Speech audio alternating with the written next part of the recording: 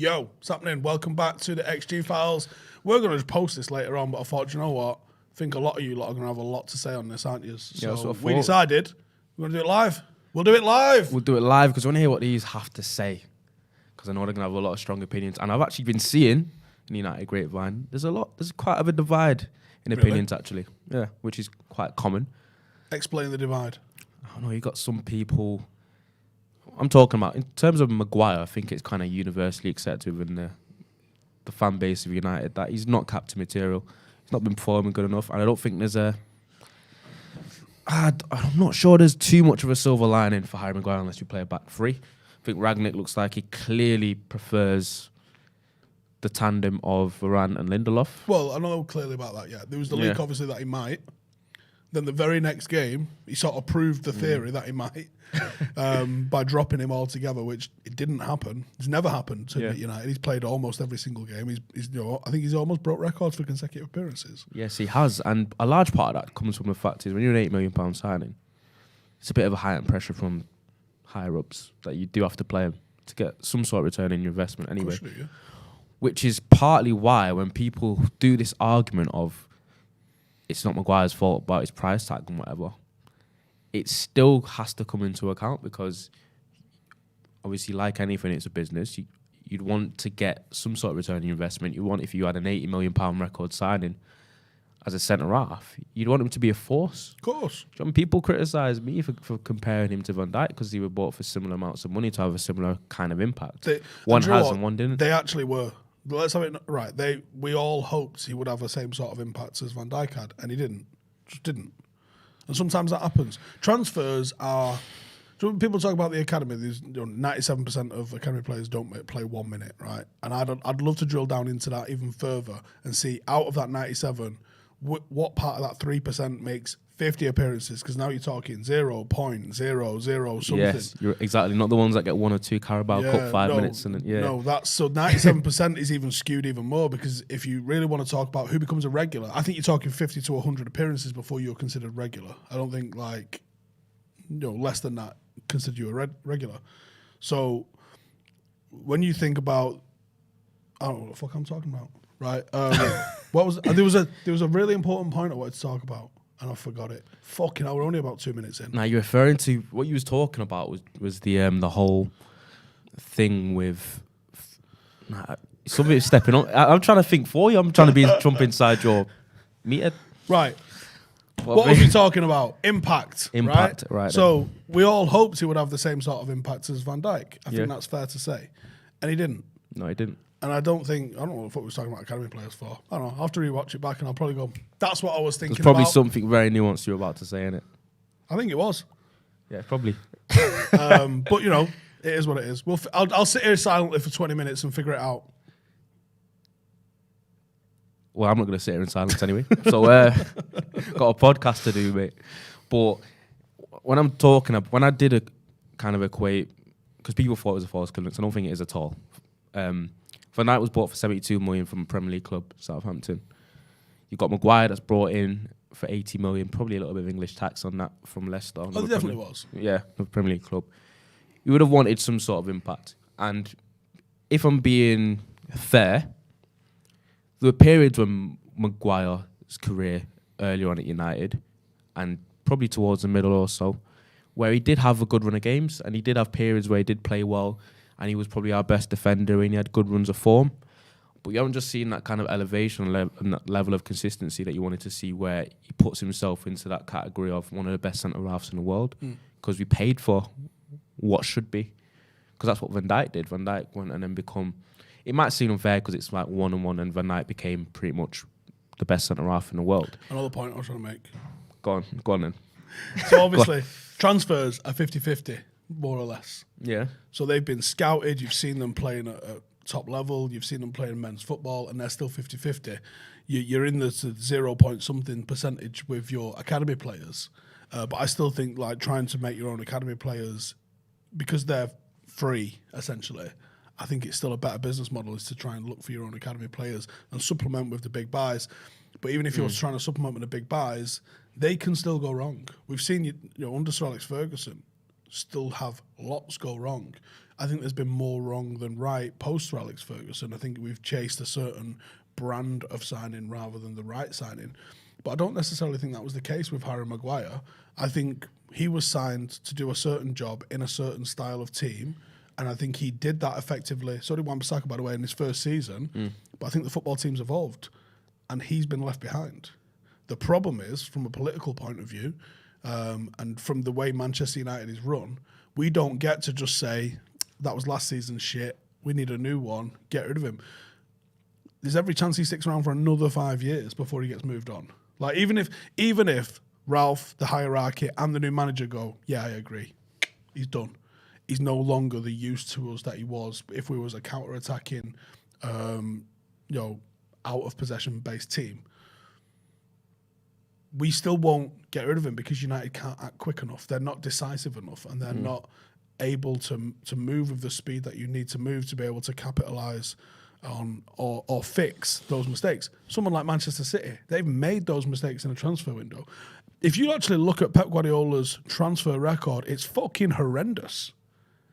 His transfer record is horrendous. He gets backed up by some monster success stories, but there's probably 70% of his transfers are fucking dreadful. I think they're some of the most high-profile signings that he's had. Zlatan. Ballsed up. What's the big ones that he's had at City? Jack Grealish. You're going to just buy like 50 mil for Benjamin Mendy. But you can't write... Hey, that Prison FC's fucking rocking up, lad. Moving on. Said I just got a new gaffer. But anyway, when you're looking at... Get vlogs from Prison FC. Yeah, probably interviews as well. But you're talking about Maguire in this instance, and then you're referring to Pep and some of his buys that he's been able to get away with when he had that carousel of centre-halves. I think Nathan Naki for 40 million is definitely a failure. He doesn't play, and when he does play, they're a lot worse. But I guess it's worked out for City, innit? Because I know when you kind of argue with the way that City do things and the way that Chelsea do things, and they've had levels of success and we haven't. They get to stockpile squad players that are better than our first choice. Yeah. So even if one like goes wrong. Mahrez didn't really play as frequently as a £75 million signing would at United, was allowed to really embed himself into the system. I'd say he's been more or less a success now, wouldn't you? Would you say? Yeah. More or less. More or less, So yeah. not what you would expect to get for 75 mil, probably. You expect the Van Dijk thing. You expect that starts every week, performs every week. That's not been the case for Mahrez. It's not been shit. But there's a long way from being that 75 million. Yeah, because when you talk about Grealish is bought for 100 million. He's not really set the world alight, has he? And he's obviously being under Pep. Pep isn't afraid to be like, you're not doing what I want. I don't care if you're 100 million. You're not going to start games. But no one else gets to do that. But there's a lot of players that start off like that under Pep for City, and then as time goes on, they kick on. Like Rodri had a dodgy start. Now he's the best CDM in the world, probably. Bernardo Silva has come on and reached a new level this season. Sometimes it's over time. Stones got put on ice and put on a shelf somewhere for 2 years so he could work on him. Nobody else gets that luxury. If you sign a centre half, certainly 7 years ago, nearly now, 6 years ago, when he signed him, 5.5 years ago. If you pay 50 million for a centre half, he's your shiny gem. He plays every week. I don't care if your foot's hanging off, you're playing. That was never the pressure that he was under. Bernardo Silva took a long time to look like he was worth a wank. Leroy Sané arguably didn't really succeed, I wouldn't have thought. Nathan Ake, wasted. Ferran Torres, wasted. Jesus, as he hit the heights everyone thought. Danilo. Gundogan was a good signing. Nolito, that just gets fucking swept under the rug completely. Bravo, swept under the rug. Fucking Angelino. Do you know what I mean? There's some... I'm trying to find the ones from Barcelona because some of the signings at Barcelona were bonkers. But sure, we're not using this to defend Maguire, though. All in all, we can't defend him too much. No, I'm not. I'm saying if we was Manchester City, we could shelve him and buy 2 more £50 million centre-halves. But even then... But we can't, because we're not. Even then, if you equate it properly... City have not spent 80 million on a defender. They are, Jay. Another one of Howson's howlers. Pep's been far more successful than not in the transfer window. That's not true. Just not true. Anyway, Maguire was 80 million. I don't think they've signed... How much was Ruben Diaz? Signings at Barcelona, Zlatan, Cesc, Alexis Sanchez. All right, people. Chleb. All right, people. Steve's Martin turning this Caceres. from a Maguire podcast into an anti-Pep one. There's always room for that. There's always room for that with Steve. But Maxwell. You know what I'm saying? He ain't had the success. He's like I literally said to you five fucking minutes ago, lads. Pay attention. He's been propped up by some very good successes. The likes of Gundogan and that have been fucking exceptional signings for him. Without being heavily expensive. Yeah, but by and large, his signings aren't amazing. And he's had the luxury of being able to replace his clangers. That's something no other fucking manager has got. Even Jose Mourinho, he buys Bay, he buys Lindelof, he decides, actually, I'm not having these. Well, unlucky fuckface, you're stuck with them. Do you know, but going back to Maguire in terms of, it might seem harsh, but even yesterday, he comes on and then we concede. I felt like there was a kind of a... Hang on, I need to go back into this. So... Pep you need to go back into this anti-Pep tirade. Yeah, I do. Right, so just look how many fucking centre-halves the guy signed at City for big money. So he comes into City when they've already got Vincent Kompany. Yes, he's coming towards the end of his career, fine. But they also had Mangala. They also had... Who else did they have that played fucking centre-half? Loads of them. They won a title fucking, 18 months prior to this? Something like that. Or even 12 months prior to this, right? So... Yeah, it was 12 months prior to him coming in. They were champions, weren't they? And then he gets to sign Nathan Ake. He signed John Stones. He signed Laporte, and he signed Diaz. Who the fuck else gets 4 first-choice centre-halves? You know why I'm going to agree with Bahawal? No one cares because City win anyway. Otamendi. No, but no one cares because City win. And Pep wins, and he wins things, so then they don't talk about their failed signings. But what I'm saying, the whole point of what I was saying is, and no one cares about City too much. Do you know what I mean? To shelve someone. Like, look at the fuss that was made over Bravo coming in over Joe Hart. There's a lot of fuss there because the press actually give a fuck because it was England's number one at the time, and then Bravo gets fucking chinned out straight away in a year for Ederson. So. He's been able to have the luxury of replacing his bad buys, or even the buys that maybe don't hit the ground running straight away. He's had the luxury to be able to go, okay, cool, John Stones, take 2 years out, Nathan Ake, take a year out, and we'll coach you into being a better player. Nobody else gets that luxury. And yes, half of that is earned by winning, granted. Never take that away from him. But nobody else gets that luxury. And certainly at Manchester United, if you want to replace Maguire, it ain't fucking happening, mate. Yo, we still got Phil Jones. If you can get rid of Maguire, let's get rid of the original Maguire first. Nah, I do feel you, but like, for example, as someone else has counter-argued you, saying nobody was talking about Fergie's bad signings because we were winning. People always talk about like fucking Alan Smith and Jemba and Cleberson and Veron, you know.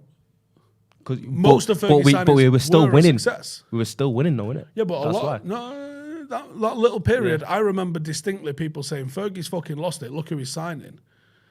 When he was going through that period, your Laurent Blanc, your Mikel Sylvesters, your Jembas, your Clebersons, your Kieran Richardsons, your Alan Smith. But then, certainly pre-2005, we were able to replace those players with good players. Yeah, but...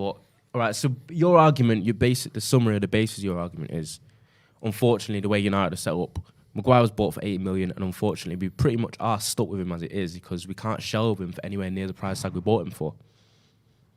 Is that basically the point that you're making? In a way, yeah. Which is unfortunate because it looks like, we've been asked, is he finished? It looks like he's on his way out because what I wanted to hark back to was you recently did a video on comments that reportedly came from Rangnick talking to club chiefs where Maguire was one of the 3 names that he stated he didn't think were good enough and needed to be replaced. And then people have come out and said... Backed up, by the way, by the fact that none of them fuckers played last night. Exactly. And then people have said, fake news, blah, blah, blah. I think there probably is something slightly in it because it is a bit of a big statement to make. And if you look at Rangnick since he's been in, the 3 players that he spoke about, Luke Shaw, who he was on record or an actual video saying a year ago that he didn't rate and didn't think was a United quality player. And then you've got Aaron Wan-Bissaka, who's basically warmed the bench ever since Rangnick took charge. And then you've got Maguire, who's been awful, and then he's been on the bench last game, even though he's the club's captain. So it pretty much looks like...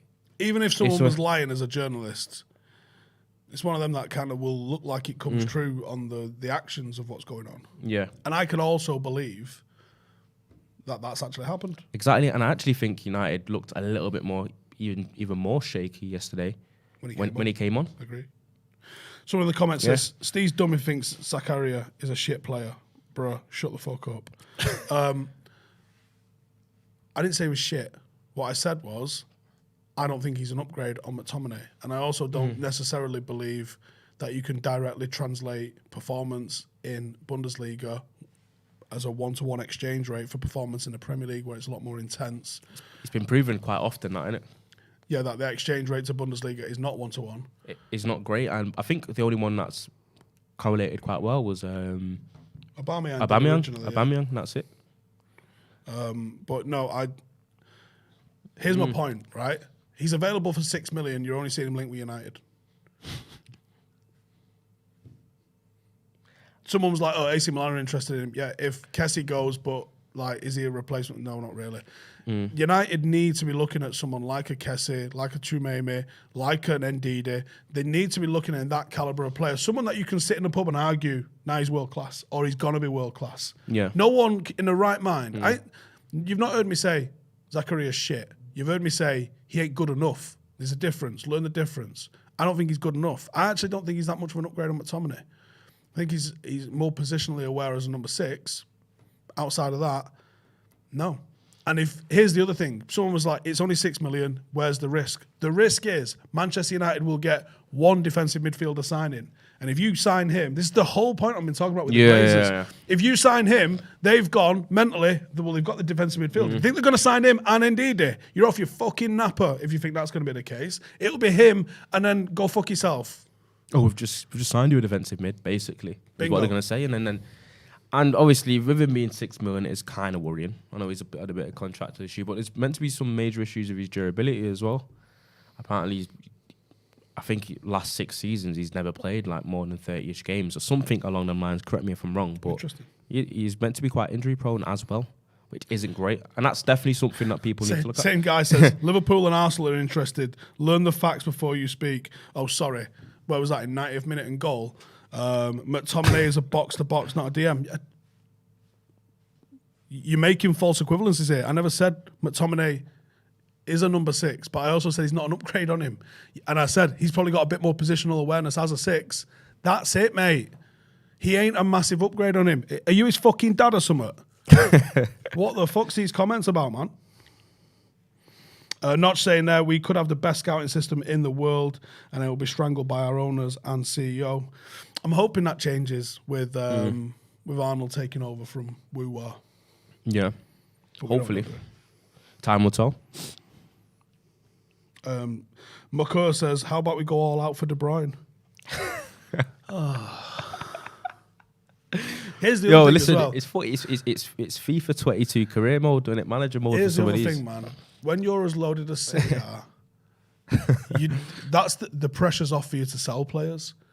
Like, we're talking about Tariq Lamptey a little bit at the moment, aren't we? I just think, what are you going to do if United come calling? They're going to put a fat price on him. But a price he's probably not worth, right? Yeah. Like Maguire wasn't. But Leicester and Crystal Palace both had our pants down for Wan-Bissaka and Maguire. And at the time, I think I probably said, just fucking pay it. But ultimately, we live in a reality where the Glazers don't have an unlimited amount of money. And they're probably going to restrict what we buy. So I'd rather us be sensible now, knowing how they work. We had our pants down with Maguire and Wan-Bissaka because the Premier League teams are so loaded. You can't go to a team like a Palace or someone like that now and throw 25 million at them and them go, oh, thank you. Yeah, take our young up-and-coming player that did have potential at the time, potential arguably not realised. You can go to someone like Leicester who actually trying to get into the Champions League and you go, I want your centre-half, and they go, well, it's 80 million, I'll go kick rocks. So you have to pay the 80 million because they weren't budging on the price. The teams in the Premier League are too loaded. It's like you want to go to Everton. He's fell off a little bit lately, but I like Calvert-Lewin, me. You try and get Calvert-Lewin out of He's been injured basically the whole season already. Yeah, but let's say last year, I was on him. I was having him. Yeah. I certainly thought he should have gone to the Euros and played more. But if you're going getting Calvert-Lewin, Everton are going to start, like the same thing with Declan Rice. They're going to say 100 million. Is he a £100 million player? Absolutely not. But that's the price of that player because there's English tax on top and Premier League teams have got too much fucking money. So they don't have the pressure to sell. That's why you've got to go looking in France and Holland and Germany and that for actual sensible sort of buys. But it kind of makes sense with these Premier League buyers and these English tax, so to speak. It's because they know... I feel like there's less of a risk factor in a sense of the fact they've got the experience in the league, know what it's about. It's kind of a cultural thing, I guess. And sometimes, because how many times do you buy, especially I'm thinking Di Maria, and obviously we heard murmurings about Cavani mention it. It's like sometimes you buy players that have played in foreign leagues for quite a while, they come over to England and then their form kind of dips by the wayside. And the reason why is because they said they've struggled to adjust to the new country and the weather and whatever, blah, blah, blah. I think am I making excuses for this English taxing? This Premier League tax? I'm not. I think there's something to be for... so Barcelona do this. I don't know if you've noticed this. And they've been less successful by deviating from this method a little bit in recent years. Eric Abidal, has he been binned as director of football for them? Not too sure. Because he went through a raft of really shit signings for Barcelona. I mean, they're $1 billion in debt and they were moonwalking on ice. They didn't care. Yeah. But I think a lot of the poor signings came under his sort of leadership a little bit. So what Barcelona used to do is if they signed South Americans, and they've had a lot of successful South Americans, obviously the likes of Messi come through the academy, but they've also had players that have been successful for them. They typically get players that have been at Valencia or Sevilla. So they've played in La Liga, they've seen what they're about, then they snatch them up. It's true because isn't there a new wonder kid, Pedri? Was he an academy product or did they buy him from... Someone tell me in the comments, I swear they bought Pedri, I don't know what age they did, but at a young age from another club. I think it might have been like a second division Spanish club or someone lower in the Liga. If you look at a lot of United's best signings... We've had a couple of rare successes of buying from foreign leagues before they get to United. Paddy Evra was a big one. Manu Vidic was a big one. Jaap Stam, Bruno van Nistelrooy, these were big ones. But most of our successful signings have been players that, not necessarily English, although there's been quite a lot of successful English signings for us. Rio from Leeds, Rooney from Everton. It's not the fact that they're English, it's the fact that they were playing at Premier League clubs. See, he bought him from Las Palmas. Then you've got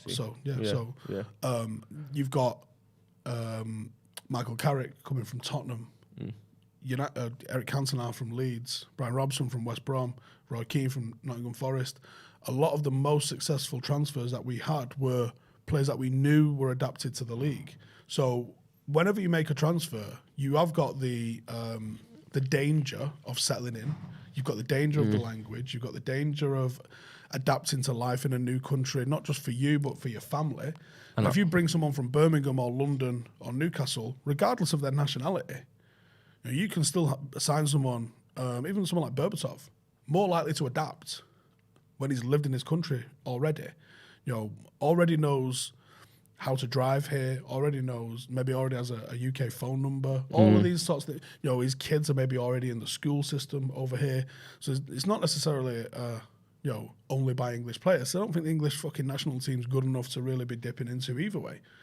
But if you're buying players that have already, like someone that I think would be a great signing for United at the moment, someone like Arsene Maximin or Adama Traore, they'd be great. Not English, but they played in the Premier League. They played in English football. Even someone that's played in the Championship, I think they'd be a good buy for us because they're already adapted to the hard. I was going to say that to you. I was thinking, there's some players in the Championship that are definitely Premier League quality. There's a few shining lights in there. And I was going to say, do you think it's a situation where Premier League clubs probably do need to dip in there a little bit? That'd be another one. Yeah, I think so, yeah, exactly. Ruben Neves. I think some do, because I know someone's mentioning that kid for Nottingham Forest. The one that's on loan for Middlesbrough, right back.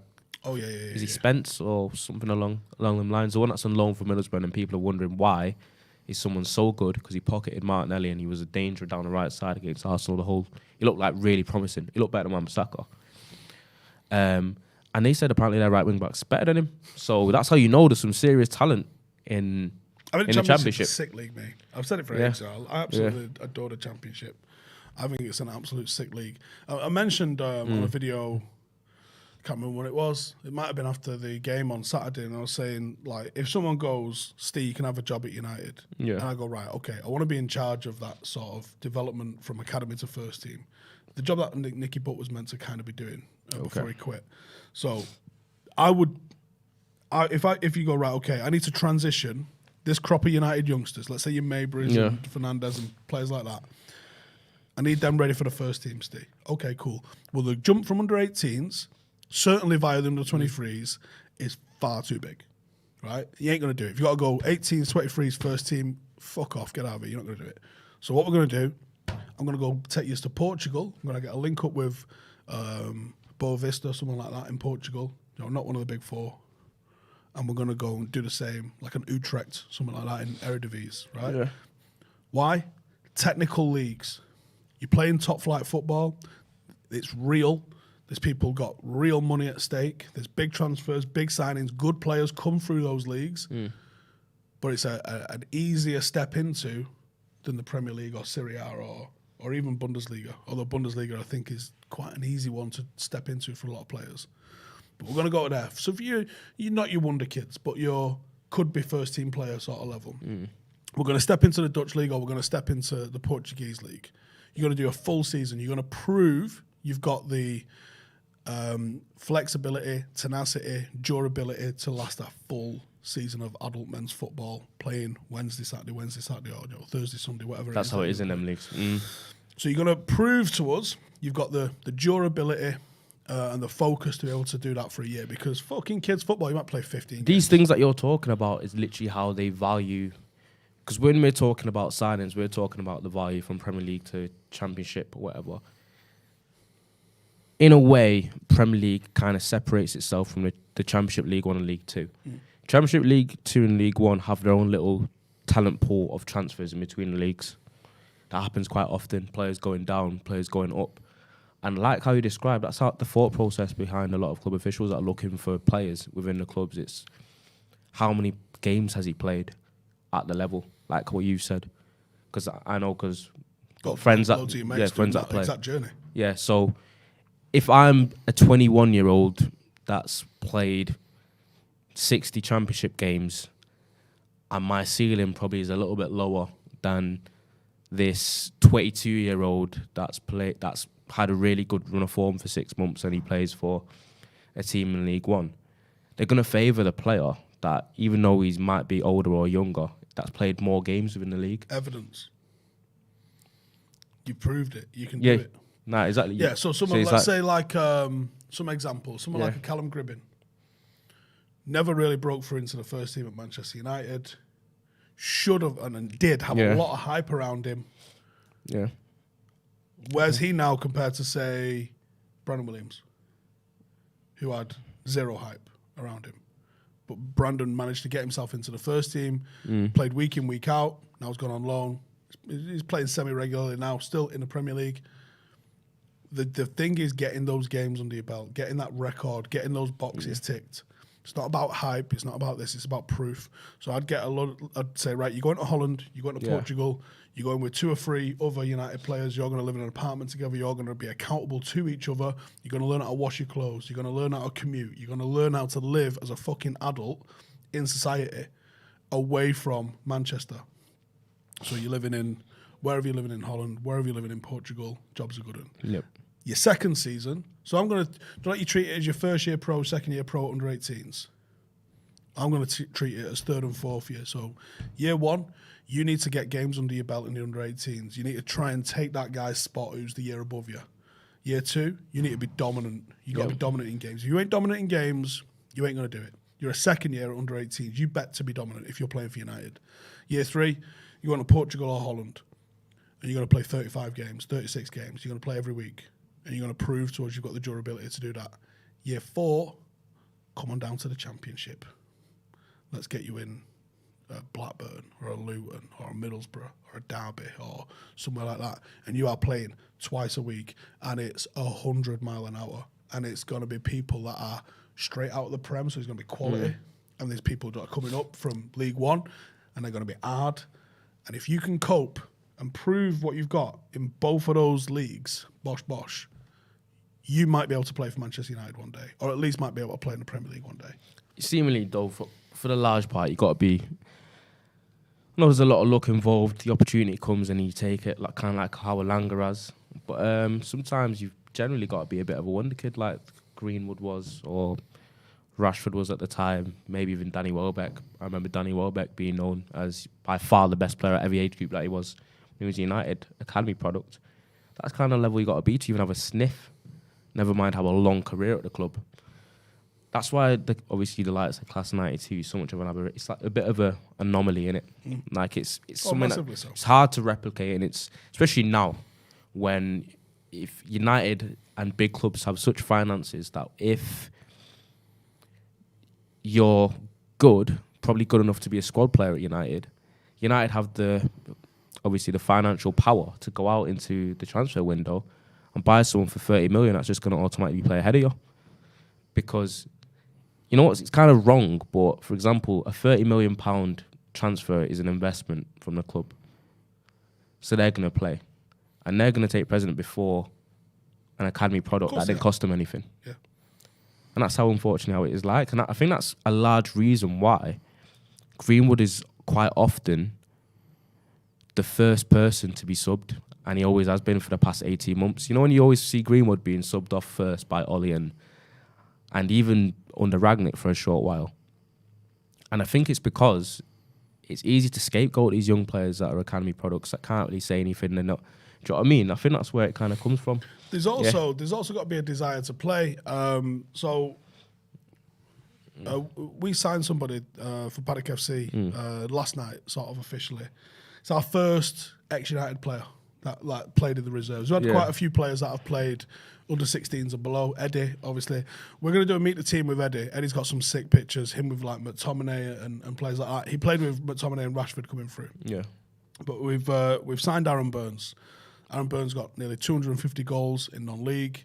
He's a little on the older side. I think he's like 33, 34. Obviously, if you saw the game that we played with Lescott's team at weekend, he played in that team. Now, he came through. I was chatting to him last night, and he was talking about the people that were in his way and the people who were in his team. Now, you want to see that Youth Cup team. Interestingly, they lost in the first round to Stoke. But I'm going to read you out this team. So this team, this is a success as an academy, right? So not many of them went on and had full careers at United. But in terms of a youth team, an under-18s team at one club, in that was Tom Eaton. Success. Yeah. Obviously, he's come back and he's played for the first team now. But he had a great Premier League career. Gerard Piqué won the lot and married Shakira. He won, right? Lee Sims, he's from around our end. I think he finished pretty early doors. Phil Bardsley had a Premier League career. Yeah. Paul McShane, I think he was at Hull, wasn't he? He had a full career. Yeah. David Jones, I don't think he did have a full career. It says he played for Derby and Wolves and stuff, so I guess he played in the top flight, fair play. Chris Eagles, he obviously had a full career. I mean, obviously, you played with him at weekend, still sick. Quality. Ben Collett, don't think he made it. Oh, he had a car accident, it says, and had to retire. Kieran Richardson, full career. Sylvian Ebanks-Blake, full career. Giuseppe Ross. This was a youth team. Sylvian Ebanks-Blake. That's a throwback name. Luke Steele, Mac, Eddie Johnson. A hell of a team. Yeah. So chatting to Aaron, he was talking about some of the players that he played with in there, and I said I don't know what the difference was between that team and the 2011 United team. The FA Youth Cup team was a bad one. That was one with Lingard and Pogba, and that was another successful, largely successful team. Yeah, that a lot of those players went on and achieved. But when you look around everywhere, Liverpool don't have that history, as you would probably know, of bringing through any number of players. Barcelona at one point were the leading light for the world, but they've stopped producing on any sort of mass scale. That project feels like it's had the wheels come off it a little bit. Thiago Alcantara onwards, yes, Ansu Fati's in the squad at the moment, but What's his ceiling? It's meant to be very high. He's got, what is it, a 1 billion release clause? Right, cool. But, how good is he, realistically? Do we know? He is good. But, is he, he's not Messi. He's not Messi, but he's been playing he's been playing Barcelona games with 17. Is he even Thiago? Do you know what I mean? What, warming the bench for Liverpool? But it seems like a lot of clubs have sort of abandoned this policy of trying to look within, and I think it's because the finances, it's money, it's the money in the game. I think the finances are killing the game. I think the transfer market, I think, has fucked. It's made everyone impatient. It's made everyone forget. Very impatient. Yeah. I think it's just derailed everything. I think someone said it. Barcelona has the best academy still. Really? I'll put Ajax up against it. Someone said it earlier in the comments. So like, you've got unlimited money plus Pep equals boring league. It's pretty accurate, isn't it? Because now, how many points can they have stopped caring? Our City at the top of the league, but no one cares, and that's the problem. You should have people fighting it out. United need to be back there though. I think a season or two away. I think a lot of us thought this season would be, but when you've got big money signings and big players at the club like Harry Maguire underperforming, there's a lower ceiling than you'd hope. On the thumbnail, we've got Ronaldo sulking. Read anything into that? I was split on it. I was thinking, I think I've seen Ronaldo do that a lot for every club he's played for. I think he did it at the end towards the first stint at United. He's generally like that. Some people may argue it's an elite mentality. Some may argue that it's a bit petulant. It's looking like he's putting himself above the team. And I see both sides because we don't know what he's mad at, though, do we? I'm not gonna lie, I didn't love it. We do know what he was mad at because, as Rangnick seems to be, he's quite open in his interviews. People ask him a question, he just answers it almost too honestly. if I be honest, and Itchy said he just basically said, "Why you took me off? Why have you took me off?"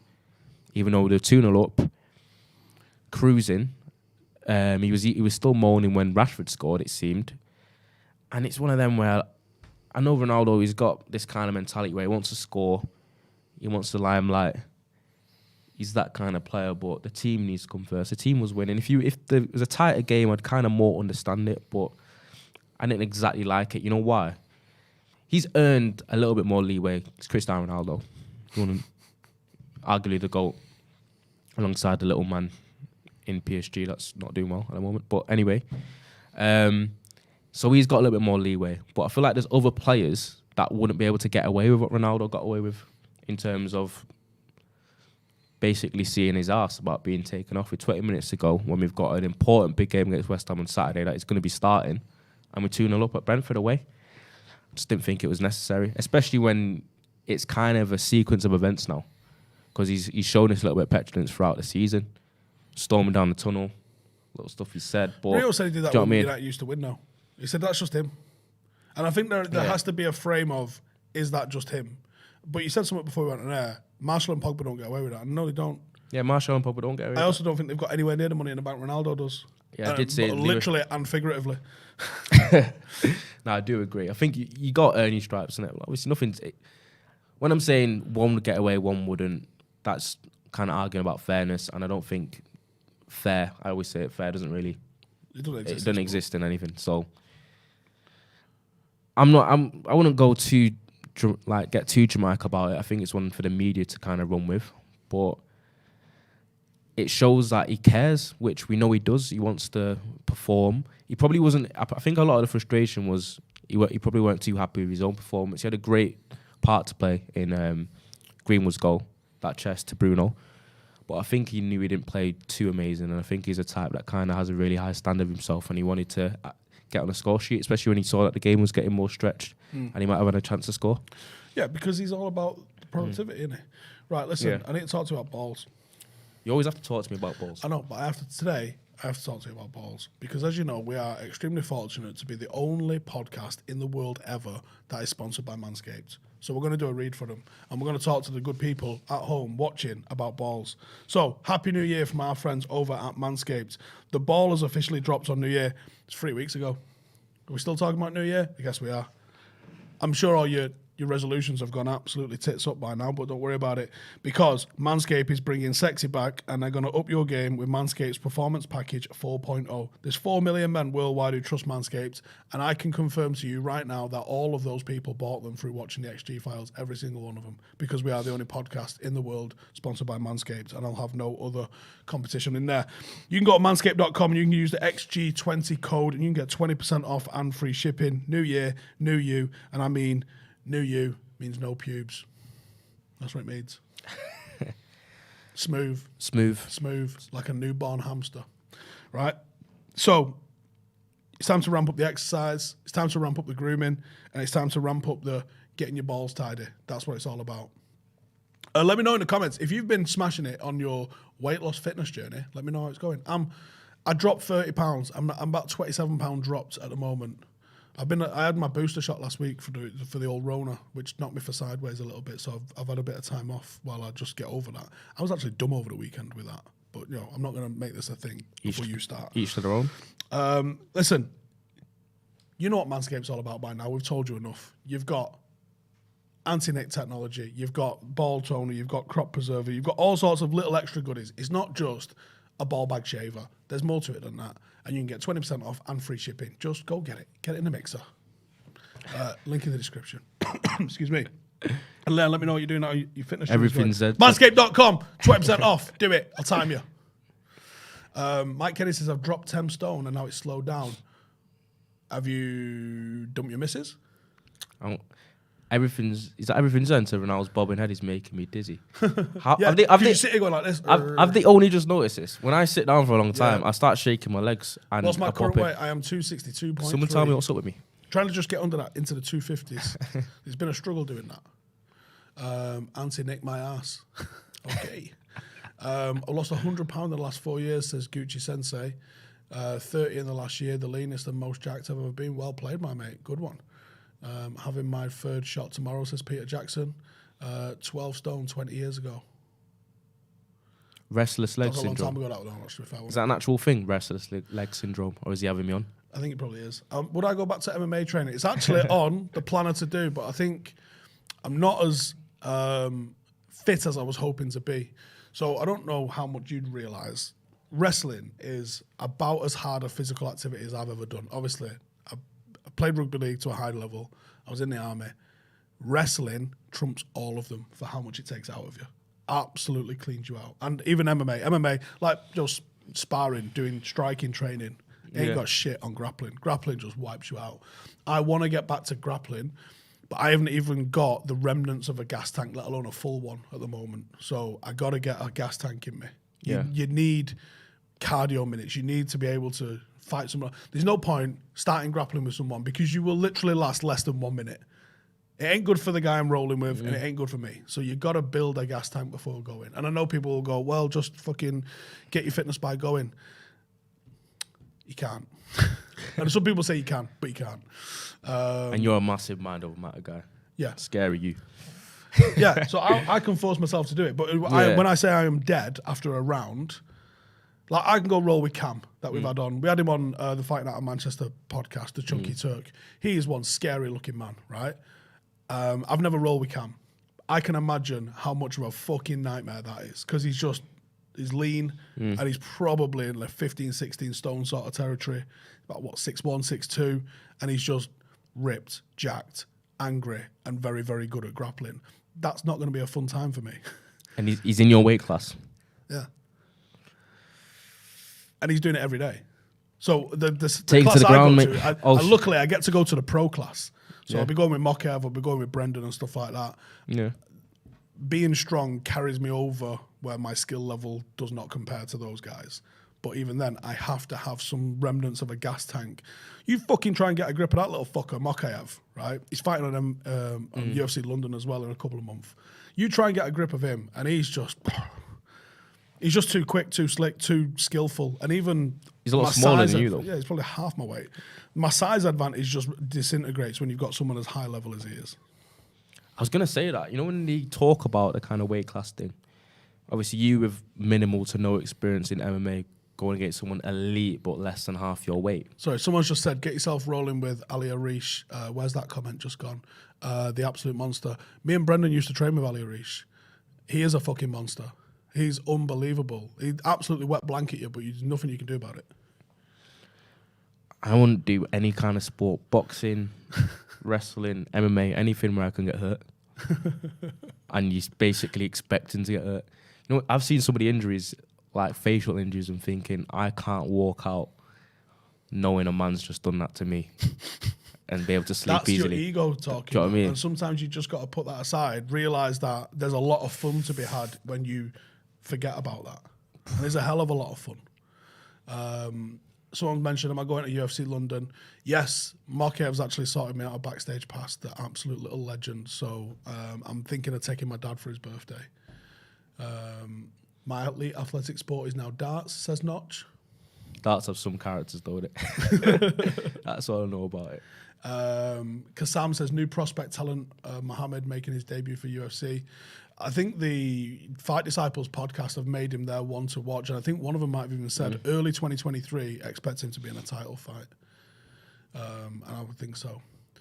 Garner to replace Matic next season. Where do you stand on Jimmy Garner? Because obviously he looked ready against Arsenal. He looked decent against Arsenal. You know what it was? Because when I thought of Garner, I thought of him being that technical kind of give it midfielder he's got a big switch, he's got a good right foot, as shown with his free kick, and a bit of a ball player.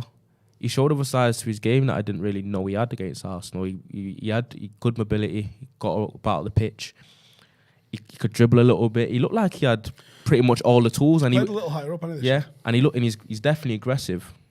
He loves a challenge. I've noticed that about Garner.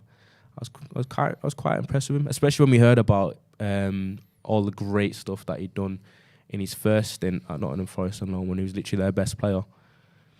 He did show me a lot against Premier League opposition against Arsenal. I'm not saying he's going to come in and be some sort of shining light, but he did look like he's definitely got the ability to be a proper player. If it's a United, if it's not, who knows?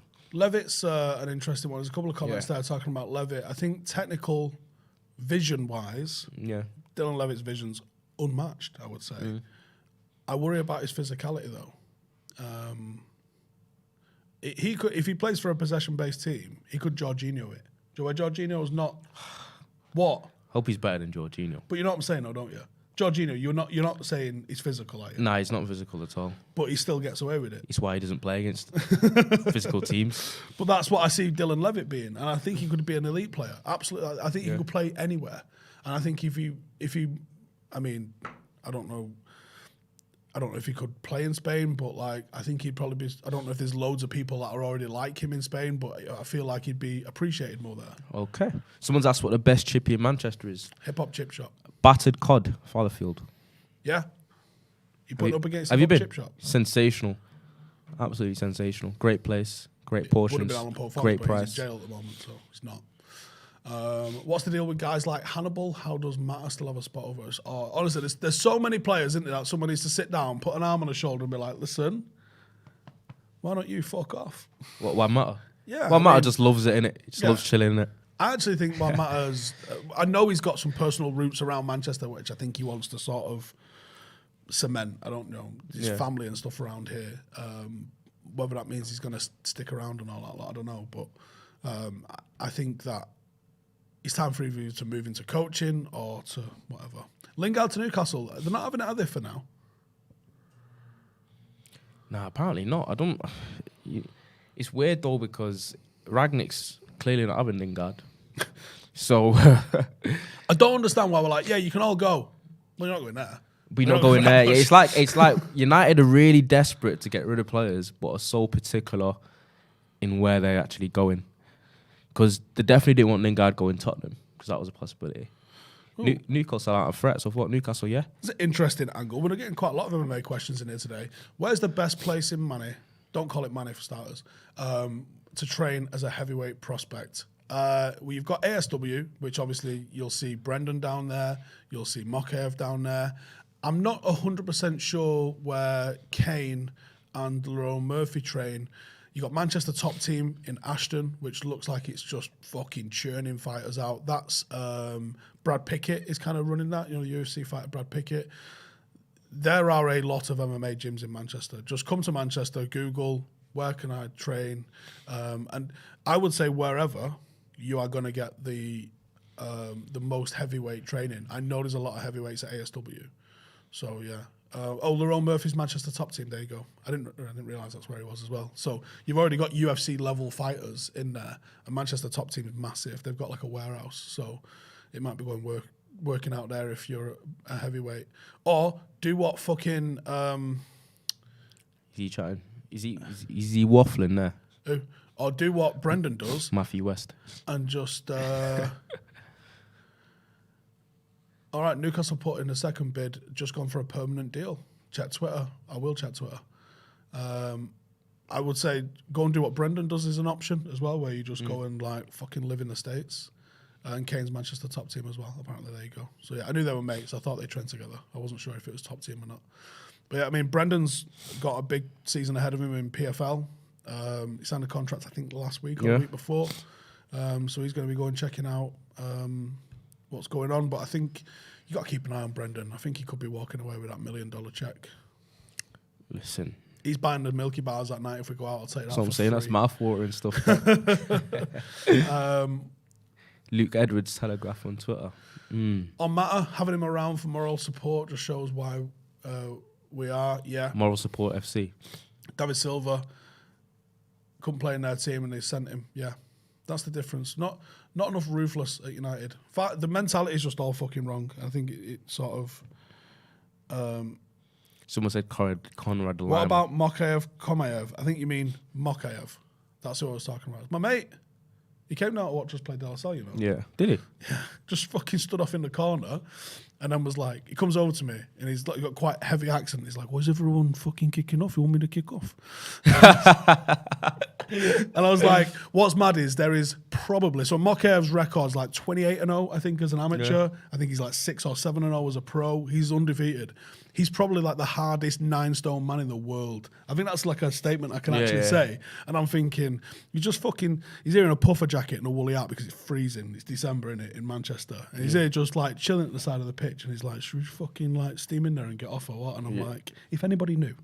Like this 18-month time, this little fucker could be. I always worried about that though. Imagine you're out on the lash or something and you come across a. You're not finding fucking Mokayev on the lash. Nah, no, but I'm saying anyone and you piping up and then they're about 9 stone and you have no idea that they're like check the ears. A black belt in karate or something. Check the ears. If they've got absolutely fucking mangled potato ears, just fucking say, Joe, you have a nice night and fucking sling it.